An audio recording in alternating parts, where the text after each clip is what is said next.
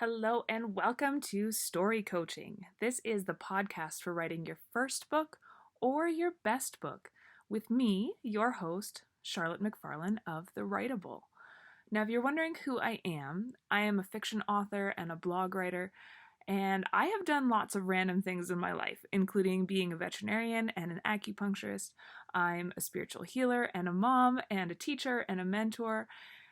And probably most important to you is that I'm a writer of science fiction and fantasy, and I've even won awards for my short stories and poetry.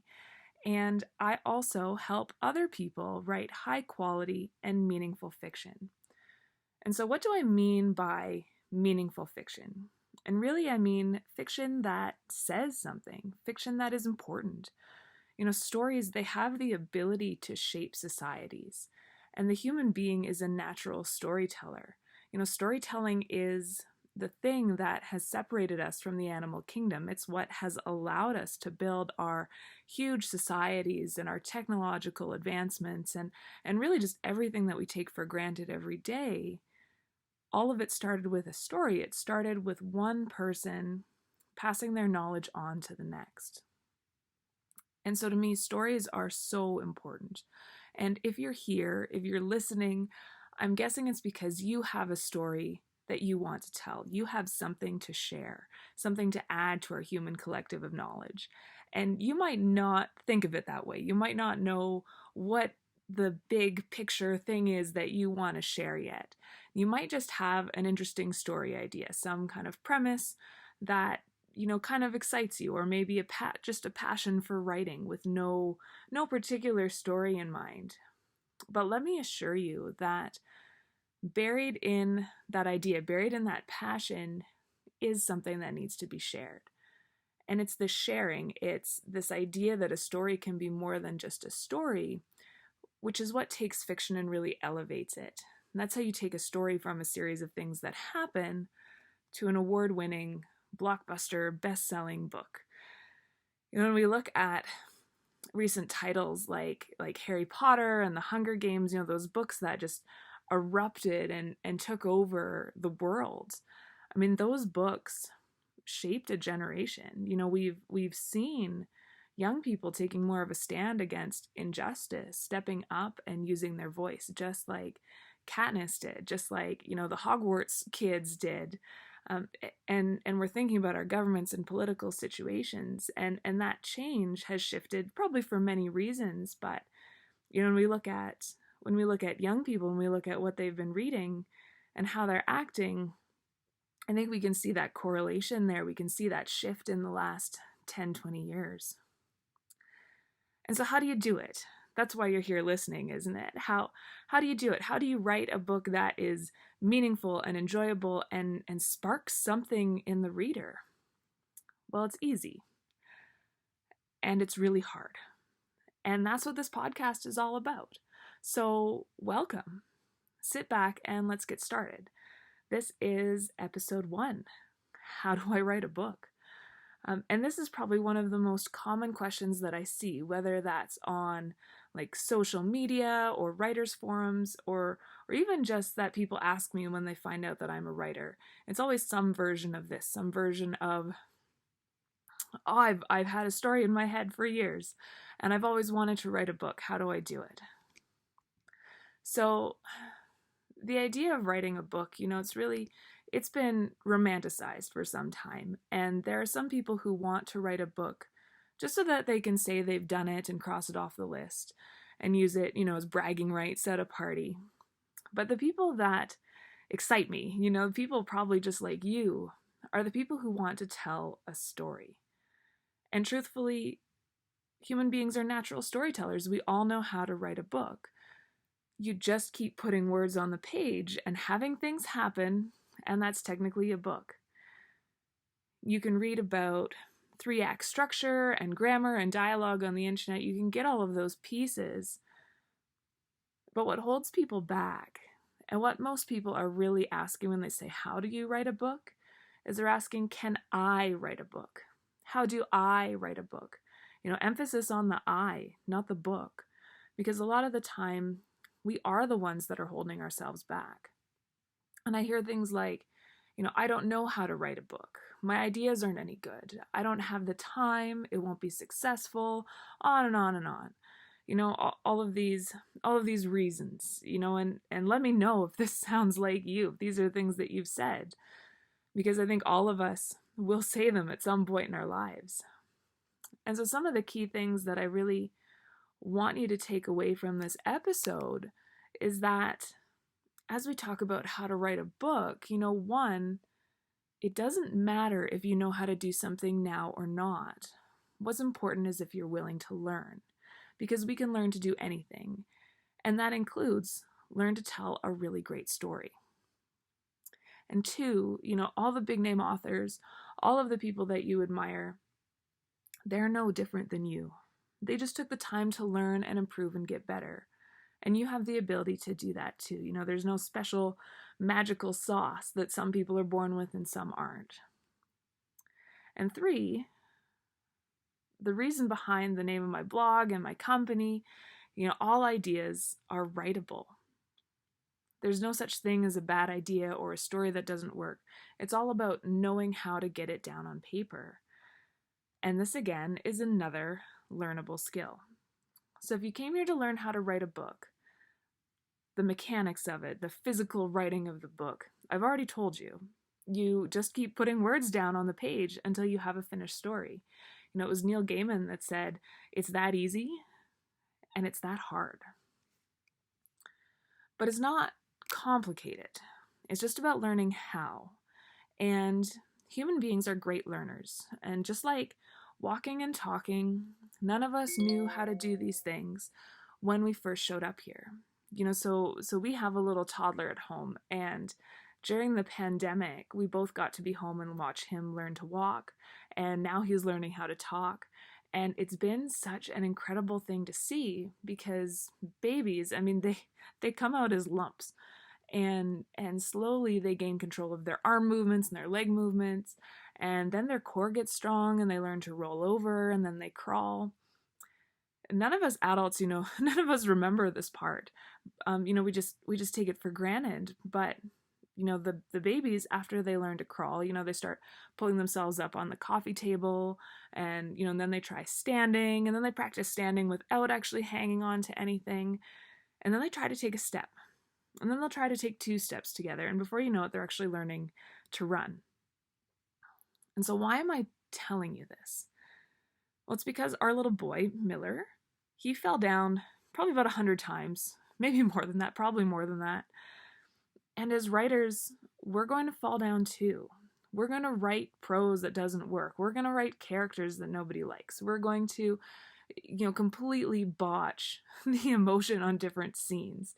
And a lot of us, we know this. We know that writing is hard. We know that there's a steep learning curve to it. And a lot of us, we're never going to try because we're afraid of falling. We're afraid of getting hurt.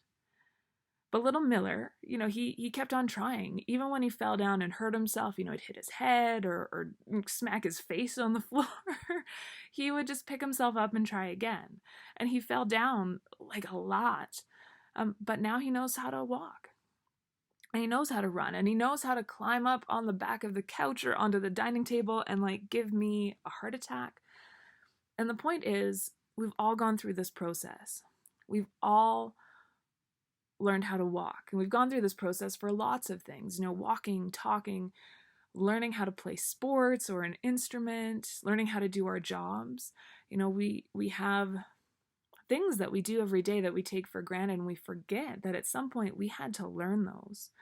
In medicine, because I was a veterinary medicine practitioner for many years, it's called a practice. Because you'll never know everything you'll need to know. You'll never be perfect at it. And you get to keep practicing, knowing that you will fall down sometimes. You will have things that you could have done better. And we always say, when you know better, you do better. Oprah says that. And the truth is, we just keep trying, and we just keep figuring things out, and we just keep learning and knowing better. So as you sit in front of your blank page on your laptop or in your notebook, you can't be afraid of falling. Instead, you have to be ready to learn. You have to be ready to experiment and try things until you figure out how to stand up and walk and run and climb. The most important part of writing a book is learning how. And it's recognizing that this learning is a process. Your second book will be better than your first, and your fifth will be better than your fourth. And this means that you have to be willing to try, even knowing it won't be perfect. Now, you may have come into this, you may be listening to this podcast having never written a book before, or maybe you are on your second or your fifth or your 30th book. Are you willing to learn? Are you ready to commit to trying, even if you might fail? If you're not sure, that's okay, because as adults are notoriously afraid of failure and falling down and embarrassing ourselves and getting hurt. Start thinking about all the things that you know how to do, like walking, like playing a sport, or operating a TV, doing your job. How did you learn those things? Did you know how to do it in the beginning when you first started? We got a new TV a couple of weeks ago.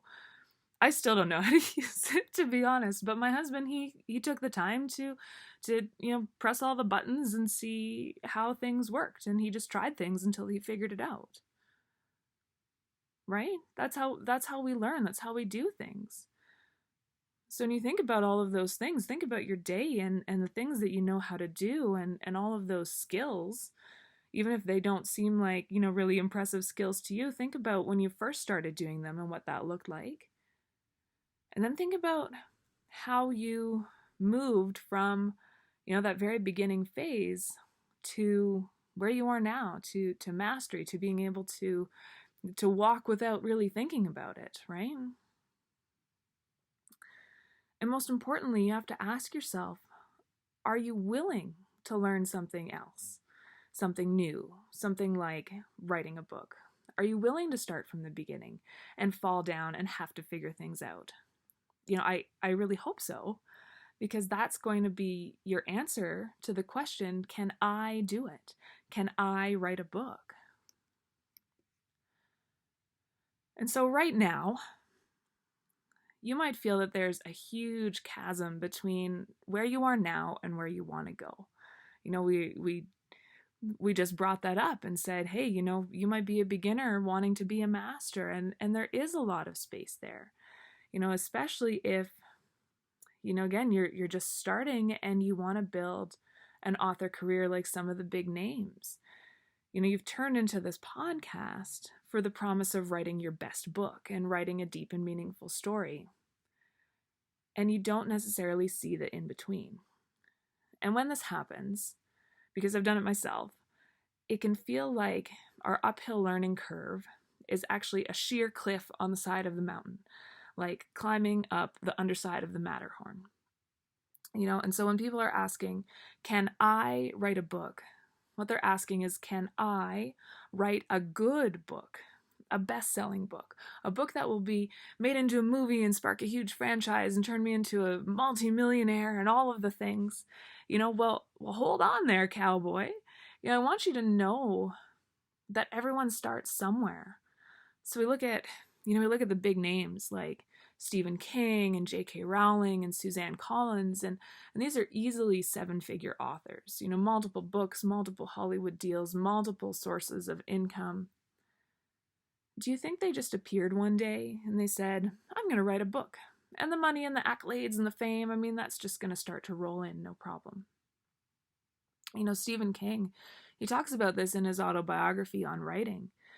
He started writing books as a kid, and he really talks a lot about, what we've been talking about for the last 10 minutes, which is that this is a learning curve.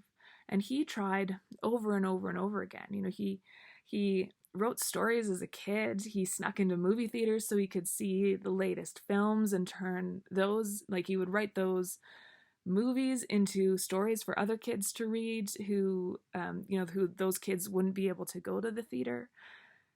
And he, from the time he was a kid, he wrote for hours, day after day after day after day, and even even as an adult, even going through university, even having a job as a teacher, he wrote every day. And finally, his first novel was Carrie, and that was published. And, that was, I don't know, I mean, that was maybe 10, 20 years at least after he had started writing as a kid. And Carrie wasn't the first novel that he'd ever written either. So he went through this process of being a beginner and trying and trying and trying and learning. And it's the same with J.K. Rowling and Suzanne Collins. They both had big break books, but they're not the first books they ever wrote.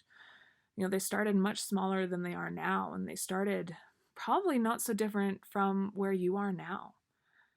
So when you sit down to write and you have your idea and you think, I have no idea how to write this into a best-selling world phenomenon book, just remember, it's a process. Learning is a journey. If you want to write a book, if you want to write a bestseller, just start writing. Start putting words on the page and start learning.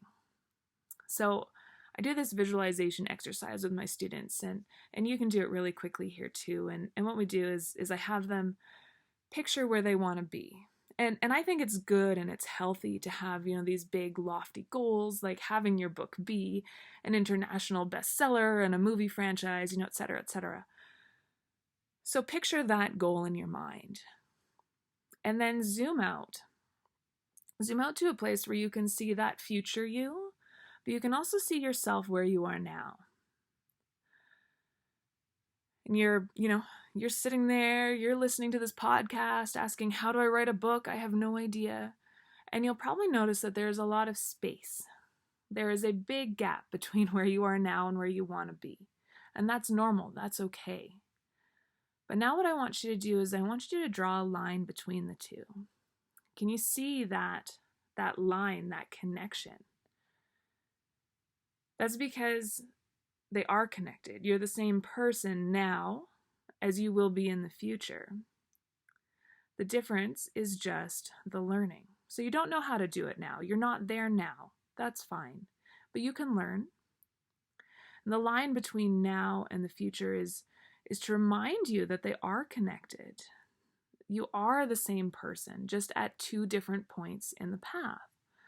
And that difference really is learning. It's trying, it's writing, it's putting words on the page and editing them and getting better and writing more and falling down and trying again and learning and getting better. That's how you write a book. That's how you write a good book. And so at this point, you might be feeling maybe a bit overwhelmed because, truthfully, there's a lot to learn. You might see that there's a big gap of learning that needs to happen between now and then. And while we might hope, we might recognize that we are capable of learning, there's still going to be this doubt, this question of, okay, well, what do I write? How do I know what to write? How do I even start? And I see this idea or this question come up a lot too. People on the forums, they ask, I've got this and this idea for a story, and they, they explain a little bit about it, and they say, do you think that's a good story? Do you think that's good enough to be a book? And I think what they're really asking is this worth my time and effort? If I'm going to learn and improve something, I want to make sure it's something worthwhile. So, firstly, remember that the most important thing about writing a book is being willing to learn. So there's no such thing as wasted time if you're learning. And there are thousands of successful authors out there, including the Stephen Kings and the J.K. Rowlings of the world, who have stories and manuscripts that they've written that will never see the light of day. And what I really want you to take away from this is this idea that, or the concept that all story ideas are writable. People confuse a good idea with a good book. We somehow think that it's only the best ideas that make the best books. And I mean, sure, it helps, but it's much easier to sell a bad idea that is told well than it is to sell a great idea that is told poorly. So if we look at kind of like a one story sentence for some really great books that have come out in the last few years, The Girl on the Train, at the 10,000 foot view. The Girl on the Train is about a woman who watches other couples on her commute to work. Me Before You is about a girl who gets a job looking after a quadriplegic. Looking for Alaska by John Green is about a boy who goes to boarding school. And at first glance, they sound kind of boring, But if you've ever read them, they are great books. They are powerful and compelling works of art. They're fantastic fiction. And what's important, what's the real difference between, a good idea and a bad idea is actually if you are interested in the idea. It's not the idea itself, it's you. And does it capture your attention? Does it make you interested enough that you're willing to write a book, to take all of that time, and to commit to learning to write it well? So, it's one thing to write a book. It's another thing to be able to go back through and rework it and edit it and really just make it the best that it can be. Are you willing to take that time? Because really any idea can be a great book. It's not the idea that counts. It's how you tell the story. And remember, human beings are natural storytellers. There is a way of conveying a story that we as readers or listeners connect to, on a genetic, instinctual level. And when we understand, this kind of story structure that readers connect to, again, that's something that can be learned. When we understand it, all ideas become writable. All story events and plots come together, and the way forward is just made really obvious. It's whether or not you're willing to develop an idea to the point that it, to massage it and to work it and to keep, pulling information out of it until you have a full and robust story. And so, when you're sitting down to write your book and you've got that blank page and you're saying, well, I don't know if I can write a book, and you say, okay, I can. I'm willing to learn. You say, I don't know if I can write a good book, and you say, no, I'm still okay. I can learn that too. I'm willing to put the effort in, but you're just not sure what to write. If you might say, oh, I've got this idea, but I don't know if it's good enough. Know that the book is not about the idea. It's about the execution. It's about the storytelling. And the number one most important thing for how well an idea will be executed is how much you are willing to work for it. If little Miller didn't care about walking and moving around independently and being like mom and dad, he wouldn't have learned to walk. He would have fallen once, hurt himself, and never tried again. But of course, he wanted it. He was interested in the idea. He was willing to put the effort in to execute because he wanted it badly enough. And now, of course, again, he runs and walks and climbs and gives mom a heart attack. So when you are sitting down to write that book, write an idea that is important to you. Write an idea that inspires you and that excites you. That's how you know a good idea. And that idea, the one that excites you, I don't care what it is. There's no such thing as a bad idea. As long as it excites you, that idea will turn into a great book. And so writing a book is both hard and easy. In the words of Neil Gaiman, you sit down at the keyboard and you put one word after another until it's done. It's that easy and that hard. So stop asking how. We know how. The physical how is the easy part. Stop asking how and just start writing. Put the words down at the keyboard or the computer or into your notebook and recognize that this feeling of not knowing what you're doing, of facing a mountain, of a book being some, insurmountable magical task, it's only there because you're starting something new. And we humans, we forget all of the things that we have learned and that seem easy now, but were at one time new. And it's easy to forget that others, the people that we admire, also started as beginners. They had to learn, they had to grow and build their skills. And if they can do it, we can do it too. The key is to be willing to try. And so to write a book, this is the easy step by step. To write a book, find an idea that you're passionate about, something you're ready to commit to writing. And writing a book, it does take commitment. It takes a willingness to face challenges and be tenacious, even in those phases where we don't know what to do. So find an idea. Be ready to learn and keep learning. There are resources like this podcast or the Writable blog. There are writing books, there are courses, there are conferences, writing groups. There's a world of information out there, but no one is capable of making you learn it and understand it but you. You are the only one who can seek out and accept that knowledge into you. So be willing to try and to fall and to pick yourself up again. Just start putting words on the page, start learning, start thinking about what you're writing. And as you build your understanding of the story, go back and improve what you wrote. Start doing some self-editing. And when you get to a certain point, start having professional editors look at your book, because you have no idea how much you will learn from having another set of eyes on your story. And let me assure you, beginning authors do this. This is the process. Mid-level authors do this too. And best-selling international superstar authors do this. This is how you have to do it. And so that's the secret. That's the whole secret to writing a book, to becoming an author, to learning how to learning how to do anything in this world, including writing a book.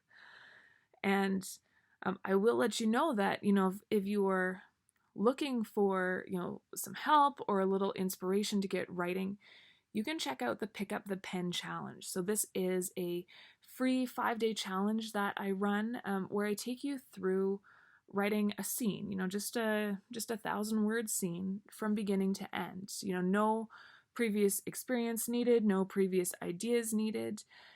And it's there to help you and to encourage you and literally to get you to pick up the pen, to get you into a group where, where you are supported and inspired, and everyone is doing the same process, so that you can also see how normal it is. So if that's something that interests you, I think we're going to run the next one actually probably right around the Christmas break, when people have a little bit more time.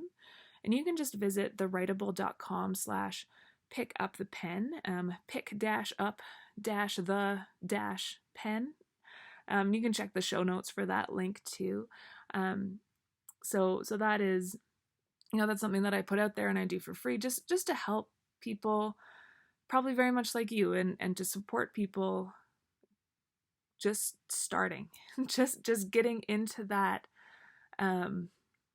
just breaking through that inertia of the blank page, just to start getting something down. And it's also great, if you've been writing for a while, because I talk about 5 different aspects that I think make a really good scene. So there's something for everybody in there to learn. But again, that's thewritable.com/pick up the pen, and that is available for you. So that is it for our first episode. I know it's kind of just a bit of an intro answering the question, how do I write a book? I hope you enjoyed. I would love if you reviewed this podcast or sent me a message just to let me know, if you're liking it. If you're not liking it, if what your questions are, that would mean so much to me. It means so much to me just that you're here and you're listening. and I hope that I will see you again next week. Thank you, everyone, and have a fantastic day. Happy writing.